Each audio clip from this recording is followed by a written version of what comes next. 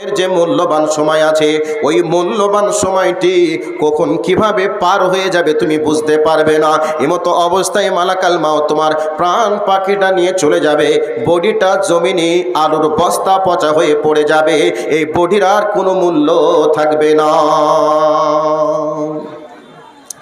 এই জন্য একজন বাংলা কবি তিনি বলছেন, হাই রে মত হাই কারণা ছাড়িলি, একে এক সবাকার ফানা করে দিলি, গেল দিন গেল মাস গেল রে বছর, যাইনি কেবল শুধু আয়ো গেল তোর, পাকা আম ঝুলিতেছে বোটায় রস নেই, কবে ঝড়ে পড়ে যাবে বেশি দেরি নেই, কোমর বাঁকালো তোর সাদা হলো কেশ, কোমর বাঁকালো তোর সাদা হলো কেশ, এখন কেবল বাকি কবরে প্রবেশ, নারীগণ কুটে ধান ঢিকিতে চাপায়া, নাড়াচাড়া করে কিন্তু হাত বাঁচাইয়া, তোমরাও সেই মতো যত বন্ধুগণ, করো কাজ বাঁচাইয়া ইমানের ধন, যাহা করো করো কিন্তু হইয়া সাবধান, বিনষ্ট না হয় যাতে অমূল্য ঈমান। নারে তাকবীর।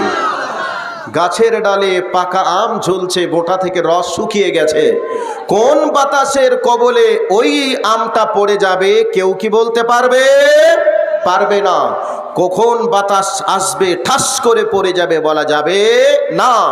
জন্ম নিলাম যখন কেমন ছিল চেহারা, সেই চেহারা দিনের পর দিন কত পরিবর্তন হলো। মাথার চুলগুলি কালো কুচকুচে কুচকুচে ছিল, মাথার চুলগুলি আজকে পেকে সাদা হয়ে গেল। কত হুষ্টপুষ্ট তরুতাজা শরীর, এই তরুতাজা শরীরের হাড়গুলি ক্ষয় হয়ে মাজা কোমর আর সোজা হয় না। চোখে এমনি এমনি দেখতে পেতাম, এই চোখে আজকে চশমা ছাড়া দেখা যায় না। এমনি দুর্বার গতিতে চলা যেত, সেই শরীর আজকে লাঠি ছাড়া চলা যায় না। ঠিক পাকা আমটা যেমন গাছের ডালে ঝুলছে, কখন চলে যাবে কেউ যেমন বলতে পারে না। আমি আর আপনি কখন চলে যাব, আল্লাহ কখন ডাক দিবে কেউ বলতে পারে না। এই জন্য কবি দুঃখ করে এ কথাটাই বলছেন। এবার আরবি একজন কবি, এই কবিকে সামনে রেখে আমি আর একটা কবিতা শোনাই। ওই কবিতা ওই কবি তিনি কি বলতে চেয়েছেন এ দুনিয়া প্রসঙ্গে, কি বলছেন? তাল্লাকিদ দুনিয়া সালাসাতান ওয়া আতলুবান জাওজান সাওয়াহা ওয়া ইন্নাহা জাওজাতু সুইলা উবালি মান আতাহা। আরবি কবি তিনি দুঃখ করে বলছেন, হে দুনিয়াবাসী তোমরা শুনে নাও, শুনে নাও, আমি তোমাদেরকে একটা জিনিসের অভিজ্ঞতা বলছি, ভালো করে শুনে নাও। তাল্লাকিদ দুনিয়া সালাসাতান, ওরে দুনিয়া প্রেমিক তোমরা দুনিয়ার প্রেমে পড়িও না। দুনিয়াকে তোমরা তালাক দিয়ে দাও, তালাকে মোগাল্লাজা করে দাও। বৈধ স্ত্রীকে যেমন 3টে তালাক দিয়ে দিলে তালাকে মোগাল্লাজা হয়ে গেলে বৈধ স্ত্রী যেমন অবৈধ হয়ে যায়, ঠিক তোমার জন্য দুনিয়া বৈধ, একথা সত্য। কিন্তু আমি কবি বলছি রে, তোমরা দুনিয়াকে তালাকে মোগাল্লাজা দিয়ে দাও, 3 তালাক দিয়ে দাও। তবে কেন বলছেন 3 তালাক দিতে? তিনি বলছেন শুনে রেখে দাও, এই দুনিয়াটাকে একটা ব্যভিচারিণী মেয়ের সঙ্গে তুলনা করেছে। একটা ব্যভিচারিণী মেয়ে, সে যখন ব্যভিচার করার জায়গায় নির্দিষ্ট জায়গায় যখন বসে যায়, ওই মেয়েটার কাছে যে যায় তার সঙ্গে ব্যভিচার করে টাকা উপার্জন করে, সে মেয়েটা বলে না তোমার আব্বা এসেছিল, তোমার বাবা এসেছিল, আমার সঙ্গে ব্যভিচার করে গেলে করে গেল, তুমি কেমন করে করবে? তোমার মামা এসেছিল, তুমি ভাগনা হয়ে এসেছো আমার কাছে, তুমি কেমন করে করবে? এ কথা কোনো দিন ওই মেয়েটা বলে না, মেয়েটা কোনোদিন বললেও না বা বলবেও না। একটা মাস্টার, তোমার সঙ্গে আমি ব্যভিচারে লিপ্ত হব না। তুমি একজন ডাক্তার, তোমার সঙ্গে আমি ব্যভিচারে লিপ্ত হতে পারবো না। তুমি একজন মওলানা, তোমার সঙ্গে ব্যভিচার করতে পারবো না।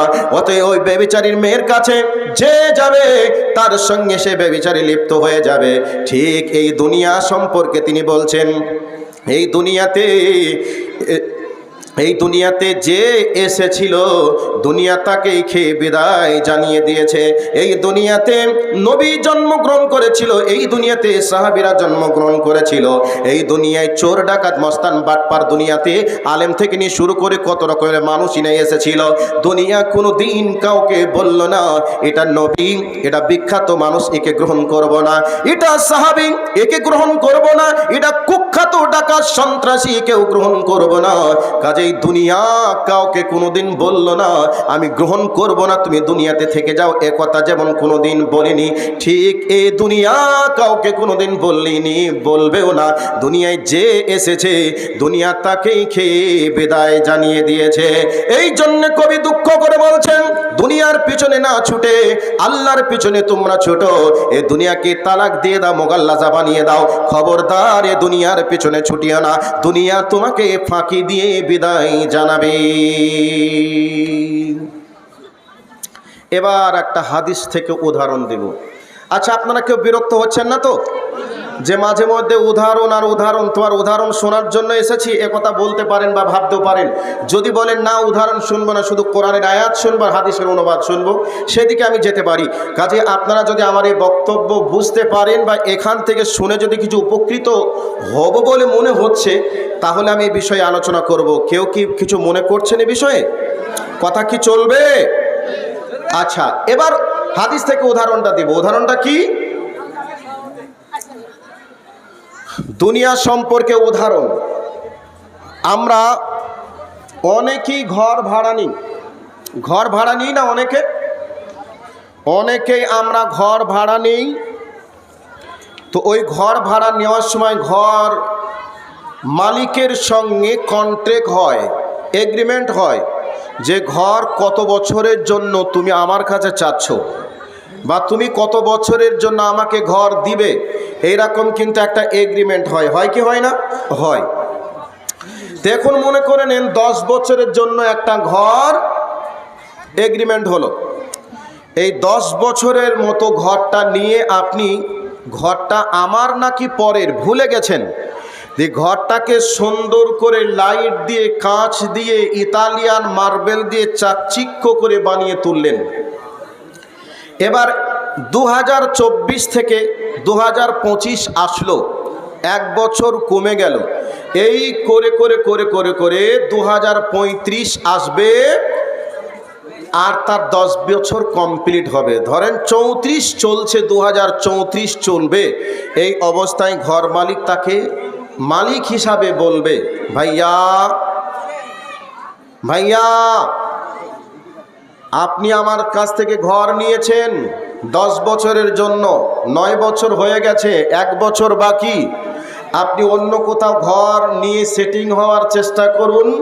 10 বছর পুঁজে গেলেই আমি আমার ঘর ছাড়িয়ে নিব, ঘর তোমাকে ছেড়ে দিতে হবে। আচ্ছা, এই কথা যদি মালিক বলে তাহলে যে ভাড়া নিয়েছে তাকে ছেড়ে দিতে হবে কি হবে না? হবে।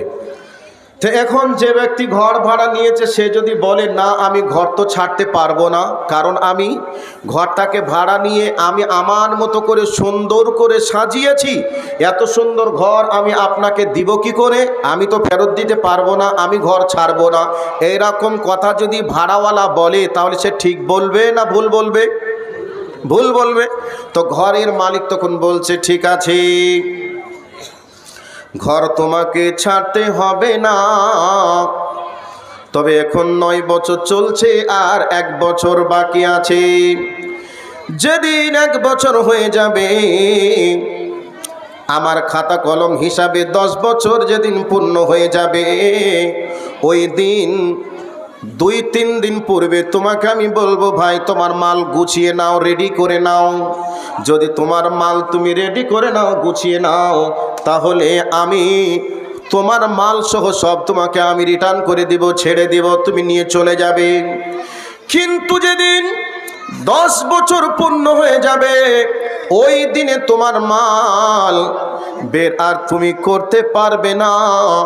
একদিন ওভার হয়ে গেলে আমি তোমার মাল ঘর থেকে বার করে ফেলে দেব, তুমি কিচ্ছু বলতে পারবে না। এই কথা ঘর মালিক বলবে কি বলবে না? বলবে। ঠিক আমি আর আপনি এ দুনিয়াতে এসেছি, আমার আল্লাহর সঙ্গে একটা এগ্রিমেন্ট হয়ে আছে। এবাদুল্লাহ এই পৃথিবীতে কতদিন থাকবে, এক এক করে করে আমি মনে করে নিলাম আখেরাতকে ভুলে গিয়ে আমি দুনিয়া আর আলিশান বিল্ডিং খানা বানালাম, সুন্দর করে দুনিয়াকে গোছ করে চাকচিক্য করে সাজালাম। এমতো অবস্থায় আল্লাহকে ভুলে গেলাম, পরকালকে ভুলে গেলাম, এই দুনিয়ার পিছনেই যেন পাগল হয়ে থাকলাম। মনে মনে ভাববো, এত টাকার মালিক, এত সুন্দর বিল্ডিং বালাখানা ছেড়ে আমি কোথায় যাব? আমার কাছে মালাকাল মাউত তো আসবে না। এইরকম ভাবে অনেক মানুষ আমরা আল্লাহকে ভুলে গিয়ে, পরকালকে ভুলে গিয়ে আমরা যেন দুনিয়ার পিছনে ছুটি। যেদিন সময় শেষ হয়ে যাবে, এই রব্বুল আলামিন মালাকাল মাউতকে পাঠিয়ে দিয়ে বলবে, বেঈমানটাকে নিয়ে চলে আয়, বেঈমানটাকে নিয়ে চলে আয়। যেদিন অর্ডার হয়ে যাবে, সেই দিনের সিচুয়েশনটা কেমন হবে? টাইম যেহেতু কাছাকাছি চলে আসছে, ওই দিনের সিচুয়েশনটা আপনাকে একটু বলে দেই। আল্লাহ রাব্বুল আলামিন বলছেন, ওয়ান্নাজিআতি গারকা ওয়ান্নাশিতাতি নাশতা। আল্লাহ রাব্বুল আলামিন বলছে, বান্দারে, যেদিন তোমার দুনিয়া টাইম শেষ হয়ে যাবে, যেদিন তোমার সময় শেষ হয়ে যাবে, সেই দিন তোমার জীবনে ভয়ঙ্কর তিনটে স্থান তৈরি হবে। ভয়ঙ্কর তিনটে স্থান বলতে দার্শনিকরা বলছেন, ফিলোসফাররা বলছেন যে তোমার জীবনে তিনটি ভয়ঙ্কর স্থান তৈরি হবে। একটা স্থান হবে তোমার যে জায়গাটায় তোমাকে নিয়ে যাওয়া হবে, এ দুনিয়া ছেড়ে আমরা চলে যাব কবরে। ওই কবরটাকে তার চোখের সামনে ভিডিওর মতো করে তুলে ধরা হবে, আর ওই কবরের ভিতরে জাহান্নামের আগুন দাও দাও দাও দাও করে জ্বলবে। আর ওই কবরের ভিতরে সাপ থাকবে, ফনা নিয়ে ছবল মারার জন্য রেডি হয়ে থাকবে। যত বিছু থাকবে, ভোমরা থাকবে, কবরের ভিতরে বিষধর প্রাণীগুলি একবারে প্রস্তুত হয়ে থাকবে। কবরের ভিতরে আগুন জ্বলবে। এই দৃশ্যটা চোখের সামনে ভিডিওর মতো করে তুলে ধরা হবে। এক নম্বর গেল। দুই নম্বর হলো, ওই ব্যক্তির অন্তরের ভিতরে তার ছেলে মেয়ে বউ বিটির ভালোবাসাকে তুলে ধরা হবে। বলা হবে, ওরে দুনিয়া প্রেমিক রে, তুমি আল্লাহর সঙ্গে প্রেম ভালোবাসা না করে তুমি নাতি ছেলে বউ বিটির প্রেমে পাগল ছিলে, সম্পদকে গোছ করে ভবিষ্যৎ তৈরি করেছিলে নাতিপতির। ও অতএব তোমাকে আজকে চলে যেতে হচ্ছে নীরব নগরের মাটিতে। আর এই অবস্থায় তোমার ছেলে তোমার পাশে দাঁড়িয়ে, তোমার নাতির পাশে দাঁড়িয়ে, তোমার প্রিয় অর্ধাঙ্গিনী তোমার পাশে দাঁড়িয়ে, তোমার মেয়ে দাঁড়িয়ে, এই অবস্থায় তোমার নির্মমভাবে শাস্তি চলবে। তোমার নাতি, তোমার বউ, তোমার মেয়ে বিটি কেউ তোমার কোনো উপকার করতে পারবে না। দর্শকের ভূমিকা পালন করবে, এই জায়গায় তোমার জন্য কেউ কিছু করতে পারবে না। তাদের মহব্বত, তাদের প্রেম ভালোবাসা অন্তরের ভিতরে জাগিয়ে তোলা হবে। নাম্বার 3, এই অবস্থায় জীবনে যত অন্যায় করেছে, অন্যায়গুলিকে চোখের সামনে ভিডিওর মতো করে তুলে ধরা হবে। ওরে গুনাহগার বেঈমান রে, তোর চোখের সামনে দাঁড়িয়েছিল মাদ্রাসা, তোর চোখের সামনে দাঁড়িয়েছিল মসজিদ। আল্লাহর ঘরের জন্য ডাকা হয়েছিল, মসজিদে নবীর মাদ্রাসার জন্য ডাকা হয়েছিল। না না না, তুমি মাদ্রাসায় হাজিরা দিতে পারোনি, মসজিদের জন্য কিছু দিতে পারোনি। আমি আল্লাহ সম্পদ দিয়েছিলাম, যাকাত তোমার উপরে ফরজ করেছিলাম, হজ তোমার উপরে ফরজ করেছিলাম, তুমি কিছুই করতে পারোনি। অতএব তোমার যে গুনাহ হয়েছে, গুনাহগুলি তুমি দেখে নাও, এর বিনিময়ে তোমার এই কবরটা তোমার কাছে তোমাকে আসতে হবে। এইরকম ভাবে সিচুয়েশন যখন দেখবে, এই অবস্থায় তার ভয়ঙ্কর এই তিনটে রূপ যখন হবে, এই অবস্থা প্রসঙ্গে আমার আল্লাহ বলেন, ওয়ান্নাজিয়াতি গারকা ওয়ান্নাশিতাতি নাশতা। আমার আল্লাহ বলেন, নির্মম হৃদয়ের ফেরেশতার নামে কসম করে আমি আল্লাহ বলছি রে, তোরা শুনে নে। এই নির্মম হৃদয়ের ফেরেশতা বলতে কাকে বোঝানো হয়েছে? মালাকাল মাউতকে বোঝানো হয়েছে। বন্ধুরে, এই ব্যক্তি যখন মালাকাল মাউত এই ব্যক্তির রূহকে, প্রাণ পাখিকে যখন বার করার জন্য যাবে, বার করার জন্য যাবে, এই অবস্থায় প্রাণ পাখি বডির ভিতরে এদিক ওদিক পালানোর চেষ্টা করবে। পালানোর জন্য কোনো রাস্তা পাবে না, যাওয়ার কোনো উপায় থাকবে না। এমতো অবস্থায় আমরা দেখেছি যে আখের রস বের করে মেশিনে ভরে, আখের রসটা বের করার সময় যেমন নিচিড়ে হিচিড়ে চাপ প্রয়োগ করে আখের ভিতরে যত রস আছে বার করে নেয়, ঠিক তেমনি ভাবে মালাকাল মাউত তার বডির ভিতরে হাত ভরে দিয়ে তার বডির ভিতর থেকে প্রাণ পাখিটাকে বার করবে। তার বডির হাড় হাড্ডিগুলি মচমচ মচমচ করে ভাঙতে ভাঙতে তার বডি থেকে আত্মাটা বার করে নিয়ে আসবে। এই অবস্থায় যারা মৃত্যুমুখী ব্যক্তির কাছে থেকেছেন তারা দেখেছেন, এই অবস্থায় মৃত্যুমুখী ব্যক্তি মোটামোটা চোখ করে তাকায়, আর এই অবস্থায় দেখবেন মুখ নাড়ে, কথা বন্ধ হয়ে গেছে। আবার অনেক সময় অনেককে দেখা যায় মৃত্যুমুখী ব্যক্তি বিছানাতে প্রস্রাব করে দিয়েছে, পায়খানা করে দিয়েছে। এই দৃশ্যটা আমরা দেখেছি অনেকের। এই অবস্থায় মালাকাল মাউত যখন তার প্রাণ পাখিটা বার করবে, তার ভয়ঙ্কর কষ্ট সহ্য সে না করতে পেরে এই অবস্থায় বডির ভিতর থেকে আত্মাটাকে যখন বার করবে, তার বডির হাড় হাড্ডিগুলি মচমচ মচমচ করে ভেঙে চুরমার করে যখন বার করবে, ওই ব্যক্তি তখন দেখবে, আর ওই ব্যক্তি তখন মুখ নেড়ে বলতে চায়, ওরে আমার ছেলে, ওরে আমার মেয়ে, ওরে আমার নাতি পুতি, তোরা যারা আছিস রে, আজকে তোদেরকে রেখে চলে যেতে হচ্ছে কবরে। তোরা থাকার পরে আমার কোনো উপকার করতে পারলি না। অতএব শোন শোন শোন, আমি বড় বিপদে আছি। আমার জমি জায়গা টাকা পয়সা যা আছে তোরা সব দান করে দিয়ে হলেও আমাকে এই মহা বিপদ থেকে তোরা বাঁচা। এই অবস্থা সম্পর্কে নবী আমার বলেন, মানুষের দুই টাইমে তোবার দরজা বন্ধ হয়ে যায়।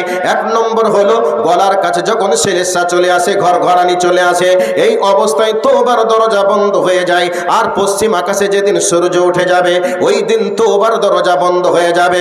এমতো অবস্থায় মৃত্যুমুখী ব্যক্তির গলার কাছে সেলেসা এসে গেছে, তোবার দরজা বন্ধ হয়ে গেছে। এই অবস্থায় দেখবেন ঠোঁট নাড়ায়, মুখ নাড়ায়, জিহ্বা নাড়ায়। বিশেষ করে মা বোনেরা ওই কাছে থাকে, মা বোনেরা ওই অবস্থায় একটু চামচে করে একটু পানি দিতে চায়, দুধ দিতে চায়, ফলের রস দেয়, কিন্তু সেই অবস্থায় মনে করে হয়তোবা পানি চাচ্ছে, দুধ চাচ্ছে, ফলের রস চাচ্ছে। নবীজি বলছেন না না না, সে ফলের রস চাই না, দুধ চাই না, পানিও চাই না, বরং ওই অবস্থায় বলতে চাই, ওরে আমার ছেলে মেয়ে নাতিপুতি তোমরা যারা আছো, আমার ভয়ঙ্কর বিপদ এসে গেছে। অতএব আমার জমি জায়গা যা আছে তোমরা আল্লাহ রাস্তায় আমার জন্য দান করে দিয়ে আমাকে তোমরা এই বিপদ থেকে বাঁচাও। এই কথা বলে সময় শেষ হয়ে গেলে খিচিবিচি লেগে যায় আমাদের। পরীক্ষায় স্যার খাতা চাচ্ছে, এই অবস্থায় আমরা বলি সময় তো শেষ, দেখেলি একটু একটু করে দেখেলি কি হয়েছে, যদি একটা কোনো কমা চিহ্ন দাঁড়ি চিহ্ন যদি দিতে ভুল হয়ে যায় একটু দিয়ে দিই, যদি না হয় তাহলে হয়তো আমার হাফ নাম্বারও কেটে নেবে। এই জন্যে আমরা খিচিবিচি করি। আর একটা আপনাকে বলছি, আমরা মোবাইল রিচার্জ করি। মোবাইল রিচার্জ করার পরে আমরা যতক্ষণ মোবাইলে ব্যালেন্স থাকে মোবাইলে ফোন করি, যতক্ষণ নেট থাকে ততক্ষণ আমরা নেট দেখি। এই অবস্থায় হতে পারে এক্সপায়ার হয়ে গেছে, আপনার আর ফোন করার মতো প্রয়োজন পরিস্থিতি নেই। এই অবস্থায় একটা গুরুত্বপূর্ণ ফোন করা লাগবে। রাস্তায় চলছেন, চলতে চলতে মোটরসাইকেল পাংচার হয়ে গেছে, আপনার মোটরসাইকেলে তেল ফুরিয়ে গেছে। এই অবস্থায় মোবাইলটা কাছে আছে, মোবাইলে চার্জ আছে, মোবাইলের সব কিছু ওকে আছে, এরপরেও যদি নেট শেষ হয়ে যায়, এরপরে যদি ব্যালেন্স শেষ হয়ে যায়, এই প্রয়োজনে একটা কল যদি বন্ধুকে করে দিই, বন্ধু আমার মোটরসাইকেল পাংচার হয়ে গেছে, ভাই একটু আগিয়ে আয় না, দুইজন মিলে গাড়িটা নিয়ে যাই। বন্ধু আমার মোটরসাইকেলে তেল ফুরিয়ে গেছে, গভীর রাত 12টা বাজে, একটু বোতলে করে তেল নিয়ে আয়, তাহলে আমার কষ্টটা কমে যাবে। এই অবস্থাতে যদি মোবাইলের ব্যালেন্স না থাকে, তখন মোবাইলের ব্যালেন্স কত গুরুত্বপূর্ণ দামি আমাদের কাছে তখন মনে হয় কি হয় না? কথা বলো না, মনে হয় কি হয় না? কলকাতায় একটা ডকুমেন্টস পাঠানো লাগবে হোয়াটসঅ্যাপের মাধ্যমে, নেট শেষ হয়ে গেছে। এই অবস্থায় আপনার আব্বা বলছে, আব্বু আমার আধার কার্ডটা নিয়ে আসতে খেয়াল নেই, তাড়াতাড়ি পাঠাও মোবাইলে। আব্বুকে বলছে, আব্বা মোবাইল তো নেট ফুরিয়ে গেছে, কি করে পাঠাবো? আব্বা তখন বলছে, আজকে এই কাজের সময় প্রয়োজন হয়েছে আর তোদের নেট শেষ হয়ে গেছে, তোরা করিস কি? এই বলে আব্বা ছেলেকে ধমক দেয়, দেয় কি দেয় না? দেবে। এই অবস্থায় আমরা সময়ের গুরুত্ব বুঝি, আমরা প্রত্যেকটা জিনিসের প্রয়োজন তখন আমরা অনুভব